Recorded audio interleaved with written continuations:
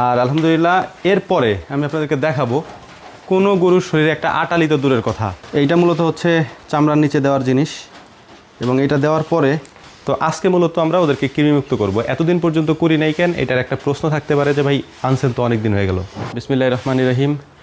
গত এক সপ্তাহ আগে আমরা আমাদের এই গরুগুলাকে ভাইরাসের ভ্যাকসিনগুলো দিছিলাম। তার মধ্যে অন্যতম ছিল হচ্ছে এলএসডি, যেটাকে আমরা লাম্পি স্কিন ডিজিজ বলি, অথবা হচ্ছে আমরা সচরাচর যেটা চিনে থাকি সেটা হচ্ছে যে পক্স আর কি। ওইটার হচ্ছে আমরা ভ্যাকসিনটা দিছিলাম। তো আলহামদুলিল্লাহ আজকে হচ্ছে ওদেরকে আমরা কৃমিমুক্ত করব, মানে কৃমির ডোজ দিব। এর পাশাপাশি হচ্ছে আইভারমেকটিন গ্রুপের ওষুধ দিব। এটার কারণ হচ্ছে ওদের শরীরে প্রচুর পরিমাণে পরজীবী আছে, অর্থাৎ আটালি আছে। আমি যদি আপনাদেরকে একটু দেখাই, এই দেখেন এই যে এই গরুগুলার শরীরে আটালি আছে। এই যে এই আটালিগুলা পড়ার জন্যে এই আইভারমেকটিন গ্রুপের ওষুধ দেওয়াটা সব থেকে জরুরি। আপনারা অনেকে আমাকে জিজ্ঞেস করেন যে ভাই এই ক্ষেত্রে কি করব, মানে যখন এরকমটা সমস্যা হয়, গরুর শরীরে আটালি থাকে, সেটা যায় না, অনেক কিছু ব্যবহার করেন, চক দেন, অনেক ওষুধ দেয়, কিন্তু যায় না। সেক্ষেত্রে এই আইভারমেকটিন গ্রুপের ইঞ্জেকশন অথবা ওষুধ আপনারা দিতে পারেন চামড়ার নিচে। এই চামড়ার নিচে সেটা দিতে হবে আর কি।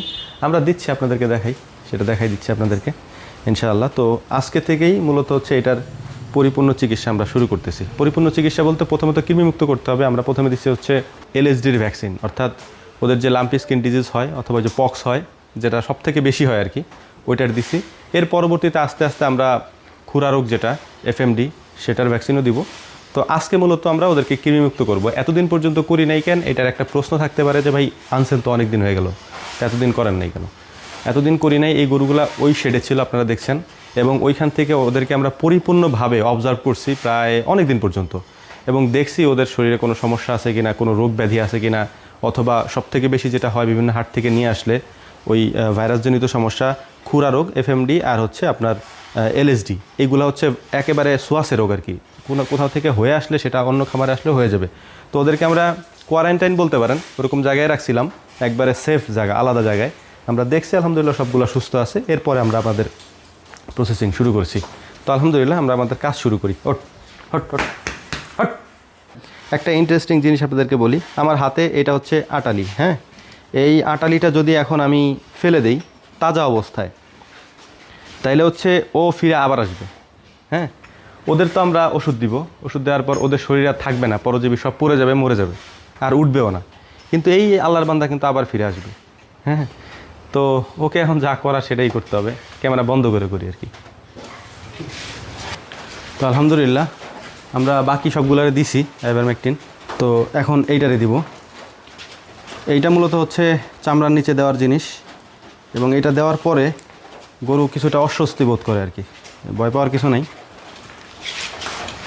দেওয়া শেষ। দেখেন স্বাভাবিকভাবে অন্য ইঞ্জেকশন দিলে নড়বে চলবে না, কিন্তু আইভারমেকটিন দিলে পড়ে আর কি, একটু ওটা যখন যায় ভিতর দিয়ে তখন পড়ে, এই পড়ার কারণে একটু অস্বস্তি থাকে আর কি। কিছুক্ষণ থাকার পরে এটা ঠিক হয়ে যায়। আর আলহামদুলিল্লাহ এরপরে আমি আপনাদেরকে দেখাবো কোনো গরুর শরীরে একটা আটালি তো দূরের কথা, আপনি একটা মানে দাঁড়া একটু অস্বস্তি বোধ করে আর কি, এই 15-20 সেকেন্ড আর কি। তো যাই হোক, মোটামুটি স্থির হয়ে গেছো, আরও কিছুক্ষণ এরকম করবে, মানে স্বাভাবিক হয়েছে, এখন মোটামুটি আস্তে আস্তে ঠিক হয়ে যাবে। তো আইভারমেকটিন দেওয়ার একটাই কারণ, এটার পেটের ভেতরে যেটা আছে, এরপর দেখবেন যে অনেকের গরুর চোখ দিয়ে পানি পড়ে। হ্যাঁ, এটা কিন্তু কৃমির কারণে। অনেকে বলে যে গরু কান্নাকাটি করতেছে, গরু কান্দে না, গরুর চোখ দিয়ে পানি পড়ে, এটা হচ্ছে পরজীবীর কারণে, কৃমির কারণে, বিশেষ করে কলিজা কৃমির কারণে। আর একটা বিষয় হচ্ছে যে ভেতরে, পেটের ভিতরে যে কৃমি, আর এইগুলার ভিতরে ভাই যে কী পরিমাণ কৃমি আছে এটা তো কল্পনা অতীত, যেহেতু এগুলা মাঠে ঘাটের গরু। মানে এমনও আছে, আমি আপনাদেরকে বলছি হয়তো আগের অনেক ভিডিওতে, যে 7 দিন 8 দিন পর্যন্ত পাথারেই থাকে, আর বাড়ি আনে না। হ্যাঁ, এরপরে আর 9 দিন 10 দিন পরে যায় ওই গরুর গায়ে গায়ে নাম লেখা থাকে। ধরেন যার নাম হচ্ছে, ধরেন আমার নাম ধরেন সাইফুল, আমি আমার গরুর নাম সাইফুল লিখে দিলাম এখানে, তো এখানে লেখা থাকে এরকম যে অমুকের গরু। তো ওই নাম দেখে দেখে সবাই গরু নিয়ে আসে আর কি, যাতে চুরি না হয় বা হারায় না যায় আর কি। তো এইগুলো হচ্ছে ওই টাইপের গরু। তো ওদের পেটে কৃমি তো জীবনে কোনো দিন একটা কৃমির বড়িও খাওয়ায় না আর কি। তো এই কারণেই এইগুলোর আমরা এই কৃমিমুক্ত করলাম আলহামদুলিল্লাহ। এখন স্টেপ বাই স্টেপ আপনাদেরকে দেখানোর চেষ্টা করব পরবর্তীতে। দোয়া করবেন। আসসালামু আলাইকুম রহমতুল্লাহ।